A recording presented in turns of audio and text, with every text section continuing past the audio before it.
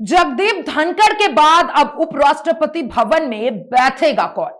BJP ने चुना महाराष्ट्र के राज्यपाल और आरएसएस प्रचारक रहे सीपी राधाकृष्णन को, लेकिन यह फैसला सिर्फ जीत का भरोसा नहीं बल्कि राजनीति का 3 गुना मास्टर स्ट्रोक भी है। कैसे, आइए जानते हैं इस रिपोर्ट में। नमस्कार, मैं हूं अंकिता शुक्ला और आप देख रहे हैं FM news digital. Bharatiya Janata party ने उपराष्ट्रपति पद के लिए सीपी राधाकृष्णन का नाम फाइनल कर दिया है। वह इस समय महाराष्ट्र के राज्यपाल हैं और एनडीए के सभी सहयोगियों ने उनके नाम पर सहमति जताई है।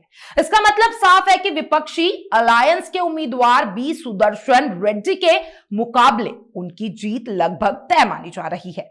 लेकिन असली सवाल यह है कि बीजेपी ने आखिर सीपी राधाकृष्णन को ही क्यों चुना? बीजेपी का यह फैसला सिर्फ औपचारिक नहीं है बल्कि इसके पीछे है 3 बड़े राजनीतिक इरादे।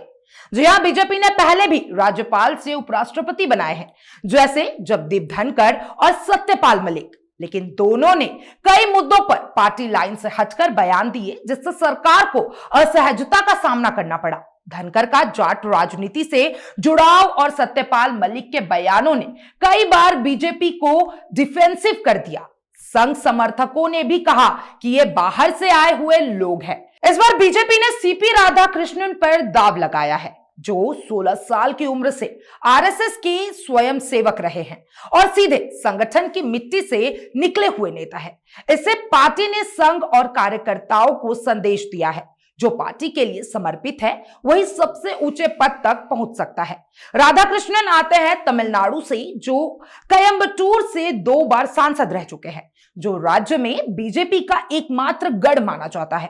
अगले साल तमिलनाडु विधानसभा चुनाव होने वाला है और बीजेपी लंबे समय से वहां अपनी पकड़ मजबूत करने की कोशिश कर रही है। सीपी राधाकृष्णन गोंडर जाति से आते हैं, यानी बीजेपी ने जातीय समीकरण भी साधा है और तमिलनाडु में खुद को लोकल कनेक्ट वाली पार्टी के तौर पर पेश करने का प्रयास भी किया है।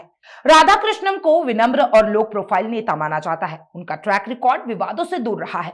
बीजेपी चाहती है कि उपराष्ट्रपति का पद एक ऐसे चेहरे के पास हो जो संगठन के प्रति पूरी तरीके से वफादार हो और किसी भी तरह का अप्रत्याशित विवाद ना खड़ा हो। यानी ये चुनाव स्टेबिलिटी और कंट्रोल की स्ट्रेटेजी भी है। सीपी राधाकृष्णन का नाम फाइनल करके बीजेपी ने एक साथ 3 मैसेज दिए हैं। जी हां, संघ और पार्टी कैडर को सम्मान, दक्षिण भारत पर बड़ा फोकस और भरोसेमंद विवाद मुक्त उपराष्ट्रपति।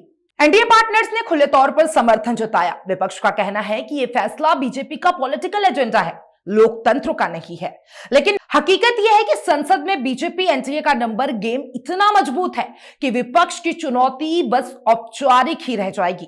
तो यह तो साफ है कि सीपी राधाकृष्णन की जीत लगभग तय मानी जा रही है। लेकिन असली दिलचस्पी इस बात में है कि क्या वो सिर्फ उपराष्ट्रपति रहेंगे या फिर दक्षिण भारत में बीजेपी के लिए नई राजनीति का चेहरा भी बनेंगे। क्योंकि अगर दिल्ली की राजनीति में उनका कद और बढ़ता है तो ये सीधे सीधे 2026 के तमिलनाडु विधानसभा चुनाव और 2029 की लोकसभा रणनीति को प्रभावित करेगा। आप क्या सोचते हैं इसके बारे में? कमेंट बॉक्स में जरूर बताइएगा और तमाम ऐसे अपडेट्स के लिए एफएम न्यूज डिजिटल के साथ बने रहे।